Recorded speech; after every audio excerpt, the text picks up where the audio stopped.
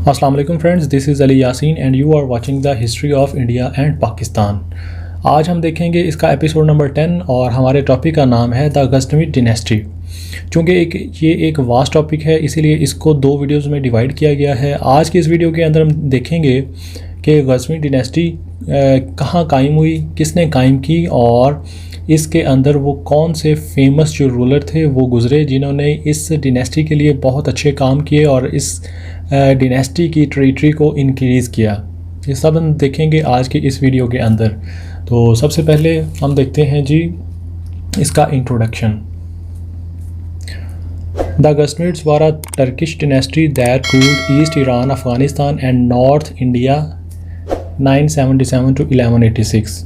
जो गज़नविड्स थे वो बेसिकली टर्किश लोग थे और जिसने ईस्ट ईरान, अफ़गानिस्तान और नॉर्थ इंडिया पर तकरीबन 200 साल हुकूमत की। नॉर्थ इंडिया में उस वक़्त पाकिस्तान का कुछ हिस्सा आता था, कश्मीर का, और जो इंडिया का था, इंडिया की कुछ फेमस स्टेट्स थी जैसे राजस्थान, गुजरात और दिल्ली वगैरह। तो ये तमाम जो हैं स्टेट्स और अफ़गानिस्तान और ईस्ट ईरान के ऊपर 200 ईयर्स इन्होंने अपनी हुकूमत की। The Ghaznavi dynasty was founded by Alptigin. Alptigin को उर्दू में अल्पतगीन भी कहते हैं, इन 961 AD। तो गज़नवी डिनेस्टी बेसिकली अल्पतगीन ने इसको कायम किया 961 के अंदर। और अल्पतगीन कौन था वो भी हम देखते हैं। The Ghaznavids were Turks who started their career as a guard of Abbasid caliphs. Abbasid caliph basically इस्लाम की तीसरी खिलाफत थी। आप सल्लल्लाहु अलैहि वसल्लम के बाद राशिदून थे, उसके बाद उमैया खिलाफत थी और उसके बाद जो थी वो अब्बासी खिलाफत थी। तो जो अल्पटीजन था वो बेसिकली जो अब्बासिड कैलिफ्स थे इनकी सिक्योरिटी करता था अल्पटीजन। और सिक्योरिटी के बाद क्या है, लेटर ऑन उसके बाद through dint of hard work, अपने हार्ड वर्क की वजह से they rose the ranks of head guard and governor of the provinces. सबसे पहले ये अब्बासी खिलाफत के अंदर एज ए सिक्योरिटी गार्ड काम करते थे, लेकिन इनकी हार्ड वर्किंग और ब्रेवनेस की वजह से इनको पूरी जो खिलाफत थी उसकी सिक्योरिटी का हेड बना दिया गया। और कुछ प्रोविंसेस खिलाफत के अंदर ऐसे थे जिनके ऊपर इनको गवर्नरशिप भी दी गई इन गज़नविड्स लोगों को। गज़नविड्स बेसिकली गज़नवी डिनेस्टी है, गज़नवी शाही ख़ानदान। उर्दू में इसको गज़नविड, इंग्लिश में इसको गज़नविड कहते हैं। After they declare their independence and established an empire which centred around the region of Ghazna. तो गज़ना के इलाके पर इन्होंने अपनी इंडिपेंडेंस डिक्लेयर की, दस दे केम टू नोन एज, इसको इसीलिए गज़नवी भी कहते हैं। ये था इसका इंट्रोडक्शन कि ये सबसे पहले सिक्योरिटी गार्ड से, फिर इनको हेड ऑफ़ गार्ड्स बना दिया गया, फिर गवर्नरशिप दी गई। गवर्नरशिप के बाद इन्होंने अपने जो है अपने इलाके पर अपना जो है इंडिपेंडेंस को डिक्लेयर कर दिया।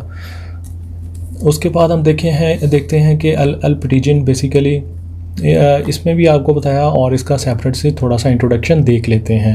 अल्पटीजन 961 to 977, ये तकरीबन 16 साल का अरसा बनता है। तो 16 साल अल्पटीजन ने इस जो डिनेस्टी, इस एम्पायर को कायम भी किया और क्या किया वो भी देखते हैं। Alptigin was founder of Ghaznavi dynasty. सबसे पहले तो इसने इस डिनेस्टी को कायम किया। He was a slave of Abdul Malik the Samanid king of Bukhara. ये देखें कि ये अब्दुल मालिक का ग़ुलाम था। अब्दुल मालिक कौन था? ये समानिद एम्पायर थी बुखारा की। बुखारा के अंदर जो एम्पायर थी वो बेसिकली जो है अब्बासिड कैलिफ्स के अंडर कंट्रोल ही थी। तो इसका जो किंग था उसका जो ये ग़ुलाम था। क्लियर हो गया? अब्दुल मालिक अब्बासिड कैलिफ्स का था और जो अब्दुल मालिक का ग़ुलाम था वो अल्पटीजन था। तो ये ग़ुलाम की हैसियत से इसने अपने आप को आगे बढ़ाया और टाइम के साथ इसने अपनी जो है स्किल्स को बढ़ाया और आगे बढ़ता गया। Through his ability, he rose to rank of headship of guard and thence was promoted in 961 to the governorship of Khurasan. वो मैंने आपको ऊपर भी बताया कि इसकी एबिलिटीज़ की वजह से इसको पहले हेड ऑफ गार्ड बनाया गया, फिर जो है गवर्नरशिप का ओहदा दिया गया। और किस इलाके पर? खुरासान, ये अफ़गानिस्तान का इलाका है खुरासान, इसके ऊपर इन्होंने इसको गवर्नर बना दिया। किसको जी? अल्पटीजन को। Shortly afterwards the captured Ghazna in Afghanistan and established an independent kingdom. तो खुरासान का इलाका देने के बाद इन्होंने साथ ही एक नेबर प्लेस थी गजना के ऊपर भी इन्होंने अपना हमला किया और इसको कैप्चर किया। कैप्चर करने के बाद भी इन्होंने सबसे पहली जो इन्होंने किंगडम बनाई वो गजना के ऊपर बनाई, इसीलिए इनको गजनविड्स कहते हैं। क्लियर हो गया? तो गजना के ऊपर हमला करने के बाद इन्होंने आगे जो खुरासान का इलाका है जो इन्होंने इनको अब्बासी खिलाफत ने दिया था, वो सबुक्तगीन ने उसके ऊपर हमला किया। वो अब हम आगे देखते हैं। हाँ, अल्पटीजन के बाद है जी सबुक्तगीन। सबुक्तगीन 977 टू 997 AD, ये तकरीबन 20 साल का अरसा बनता है। और इस 20 साल के अरसे के अंदर सबुक्तगीन ने भी इस अम्पायर, इस डायनेस्टी के लिए बहुत फ़र्क किया। देखते हैं जी क्या है। Sabuktigin was the son in law of Alptigin. Alptigin जो था इसका कोई बेटा नहीं था शायद, इसीलिए इसने अपने दामाद को ये जो तख्त का ओहदा था वो सौंप दिया। ही असेंडेड द थ्रोन ऑफ गजना इन 977।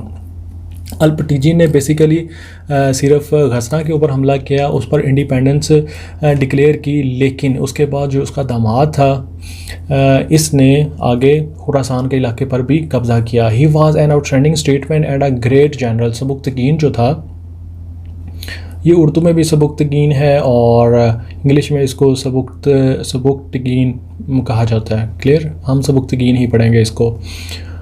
तो ये आउटस्टैंडिंग स्टेटमैन था। स्टेटमैन मींस अच्छा सियासतदान था और एक अच्छा जंगजू भी था। इन 994 AD ही कैप्चर्ड खुरासान। तो 994 के अंदर खुरासान जो अब्बासी खिलाफत ने दिया था गजनविड्स को, इन्होंने उसके ऊपर भी हमला किया, उसको कैप्चर किया देन और इसको भी इंडिपेंडेंस करार दिया। Then he turned his attention towards the conquest of Indo Pakistan. तो ये दो इलाके, एक गजना एक खुरासान, ये दोनों इलाके फ़तह करने के बाद, इनके ऊपर अपनी इंडिपेंडेंस ज़ाहिर करने के बाद इन्होंने नीयत की सबुक्तगीन ने कि मैं अब इंडो पाकिस्तान के ऊपर हमला करूँगा। In 986 to 87 AD Sabuktigin invaded north western part of India which was ruled by Hindu raja named Jaipal. तो जो इंडिया नॉर्थ पार्ट था इसके अंदर वही जो मैंने ऊपर आपको बताया कि एक तो पाकिस्तान का कुछ इलाका था, सेकंड कश्मीर था और 2-3 बड़ी रियासतें थीं इंडिया की, दिल्ली और राजस्थान एंड गुजरात वगैरह का इलाका जो था, ये कंप्राइज करके एक इन्होंने एक डिनेस्टी बनाई हुई थी जिसको हिंदू शाही डिनेस्टी कहते थे। और उस हिंदू शाही डिनेस्टी का जो राजा था उसका नाम जयपाल था। क्लियर हो गया? सबसे पहले सबुक्तगीन ने जयपाल पे हमला किया। Jaipal collected a large army and advanced forward to give a battle to Muslim. Jaipal ने भी अपनी तमाम फोर्स को इकट्ठा किया और मुसलमानों के ख़िलाफ़ ऐलान जंग किया। Both army measured their sword at Lamghan. The Ghaznavids came out victorious. Lamghan जो है ये तकरीबन ये पेशावर का इलाका बनता है। और the Ghaznavids came out victorious. गजनविड जो है इन्होंने फ़तह हासिल की। After the defeat of Jaipal he was released on the penalty of 1 lakh rupees and 50 elephant. तो जयपाल एक ऐसा बादशाह था, एक ऐसा राजा था जिसने गजनविड से 3 बार शिकस्त खाई। और गजनवी भी क्या करते थे, हर दफ़ा इस पर कुछ पेनल्टी डालते थे और इसको छोड़ देते थे। तो देखते हैं जी इस दफ़ा उन्होंने क्या किया, गजनविड ने 1 लाख रुपया और 50 हाथी बतौर पेनल्टी इसको डाले और इसको जयपाल को छोड़ दिया। लेकिन जयपाल ने क्या किया देखते हैं। He didn't fulfilled his promise and again opened war against Ghaznavids by joining hands with Ajmer and Kannauj।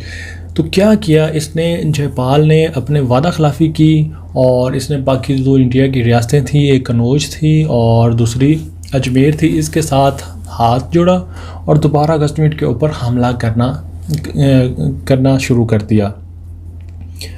Jaipal was defeated once again and this time he had to concede the treaty lying between Lamghan and Peshawar to the Ghaznavids। तो क्या हुआ, इस दफ़ा भी गजनवीड ने इसको शिकस्त दी जयपाल को। हालांकि जयपाल की ख़ुद की भी जगह थी और इसने कनौज और अजमेर को भी साथ मिलाया और मिलकर हमला किया, लेकिन गजनवीड ने इनको फिर भी शिकस्त दी। और उसके बाद क्या हुआ, इन्होंने अब पेनल्टी के बतौर पेनल्टी इसको कहा कि आप लमगान और पेशावर तक का जो इलाका है वो हमें देंगे, गजनवीड रियासत को बतौर पेनल्टी आप देंगे। Thus the frontier of Ghaznavid empire were extended to Peshawar. Sabuktigin died in 997 AD। तो यहाँ तक क्या हुआ कि सबसे पहले इन्होंने खुरासान का इलाका, उसके बाद गजना का इलाका, गजना के बाद लमगान से लेकर पेशावर तक का इलाका इनके पास अब अपनी डिनेस्टी के अंदर शामिल हो चुका था। ये था सबुक्तगीन का इंट्रोडक्शन। और सबुक्तगीन के बाद इस तीसरा जो बादशाह है इसका, गजनवीड के अंदर बेसिकली 3 जो थे फेमस रूलर्स थे, बाकी इनके सक्सेसर्स थे वो इतने इम्पोर्टेंट नहीं थे। उन सक्सेसर्स की वजह से ही ये जो एम्पायर है वो ख़त्म हुई थी, इसीलिए वो हम उसका थोड़ा सा इंट्रोडक्शन उनका भी करेंगे। लेकिन आज के लेक्चर में हम इस तीनों जो हैं रूलर्स के बारे में जानकारी करेंगे। थर्ड रूलर है सुल्तान महमूद गजनवी 997 टू 1030, तकरीबन 33 साल का अरसा बनता है। 33 साल इसने हुकूमत की अपनी एम्पायर के अंदर, अपनी डिनेस्टी के अंदर। और ये वाहिद वो जंगजू है जिसके बारे में दुनिया बांधती है कि ये दुनिया का सबसे बड़ा शिकस्त देने वाला जंगजू है। मतलब दुनिया में, पूरी दुनिया में इसका पहला नंबर है लोगों को सबसे ज़्यादा शिकस्त देने वाला। पढ़ते हैं जी इसके बारे में। Mahmud was the eldest son of Sabuktigin. He was born in 971 AD and was brought up in a princely manner. तो सुल्तान महमूद गजनवी सबुक्तगीन का बेटा था और इसको 971 में पैदा हुआ और इसकी जो परवरिश थी थ्रू आउट एज ए बादशाह ही हुई थी। एक शहजादे के तौर पर ही इसकी जो है सारी जो पैदाइश हुई। और क्या हुआ आगे, Sabuktigin made are arrangements to give the best training to his son in military and administration और मिलिट्री की इसके बाप ने इसको ज़बरदस्त ट्रेनिंग दी थी और जितनी भी एजुकेशन हो सकती थी मिलिट्री और एडमिनिस्ट्रेशन के हवाले से वो भी इसको दी गई थी। नेक्स्ट है right from his early days he showed sign of great future king in him judging his quality. Sabuktigin gave him an important position in the battle of Lamghan. अभी हमने पीछे सबुक्तगीन की जो जयपाल के साथ बैटल ऑफ लमगान थी, इसके अंदर ना महमूद गजनवी ने अपने बेटे को एक इम्पॉर्टेंट जो है वो पोजीशन दी थी कि इसकी जो स्किल्स थी, मिलिट्री स्किल्स, उसको जांचने के लिए। तो वो इसमें कामयाब हुआ था। इसने बड़े अच्छे अंदाज में इस पर जो है परफॉर्म किया था। However, at the time of Sabuktagin's death in 997 AD, Mahmud didn't enjoy cordial relation with his father। तो ये क्लियर था कि सबुक्तगीन के बाद जो बादशाह बनेगा वो सुल्तान महमूद गजनवी ही बनेगा, क्योंकि सबुक्तगीन जानता था कि सुल्तान महमूद के अंदर इतनी मिलिट्री स्किल्स और एडमिनिस्ट्रेशन स्किल्स हैं कि वो पूरी एम्पायर को संभाल सकता है। लेकिन क्या हुआ, सबुक्तगीन की डेथ के नज़दीक जब वो मरने के करीब था तो महमूद गजनवी ने अपने बाप की ज़रा परवाह ना की, ना इसकी खिदमत की और ना ही इसका हुक्म मानता था। तो सबुक्तगीन ने क्या किया, अपने जो छोटा बेटा इस्माइल था उसको ये ओहदा सौंप दिया, तख्त सौंप दिया। As a result Sabuktigin elected Mahmud and nominated his younger son Ismail as his successor. तो इस्माइल ने अपने बाप की मौत के करीब इसकी बहुत खिदमत की और बड़ा ख्याल रखा, इसीलिए सबुक्तगीन जो है वो अपना तख्त अपने छोटे बेटे के नाम कर गया। लेकिन क्या हुआ, Mahmud challenged his nomination and captured the throne of Ghazni by defeating and capturing Ismail. तो महमूद गजनवी के पास पहले ही मिलिट्री स्किल्स बहुत ज़्यादा थी और बड़ा ब्रेव था। इसने क्या किया, अपने बेटे अपने जो भाई इस्माइल को कैप्चर किया और जो थ्रोन था, तख्त था, उस पे कब्ज़ा कर लिया। नेक्स्ट क्या हुआ, thus Mahmud established himself as a new ruler of Ghazni. तो गजनवीड एम्पायर का जो एक न्यू रूलर बन गया, who was destined to become in history of one of the greatest conqueror of the world. मैंने पहले भी बताया कि ये वाहिद ऐसा जंगजू था वो जो दुनिया में सबसे ज़्यादा शिकस्त देने वाला जंगजू माना जाता है।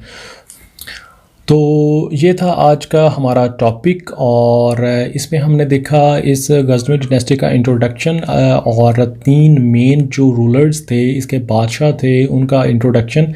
लेकिन एंड पे जो सुल्तान महमूद गजनवी है, इसके रिलेटेड एक बहुत इंपॉर्टेंट टॉपिक है जो हम वीडियो 2 के अंदर डिस्कस करेंगे। उसके अंदर हम देखेंगे कि महमूद गजनवी जो कि दुनिया का सबसे ज़्यादा शिकस्त देने वाला जंगजू समझा जाता है, तो उसने ऐसा क्या किया था कि उसको ये लकब दिया। तो हम देखेंगे कि इसने कितनी मुहिम्स की इंडो एंड पाकिस्तान के अंदर। इसने तकरीबन 17 एक्सपीडिशंस की इंडो पाकिस्तान को फ़तह करने के लिए, और ये मुसलसल 30 साल के अंदर ये एक्सपीडिशंस करता रहा। हर साल वो इंडो पाकिस्तान के ऊपर हमला करता था और बहुत सारे जो थे जवाहरात, पैसा और सोना चांदी उधर से इधर आ जाता था। हर साल इसने इंडिया सब कॉन्टिनेंट को नुकसान पहुंचाया और हिंदू आज भी इसको याद रखते हैं कि हमें सबसे ज़्यादा नुकसान पहुंचाने वाला जो बंदा था वो महमूद गजनवी था। इसने इंडिया सब कॉन्टिनेंट के ऊपर 17 हमले किए और हर हमले को हम ब्रीफली डिस्कस करेंगे हमारे इस वीडियो के पार्ट 2 के अंदर।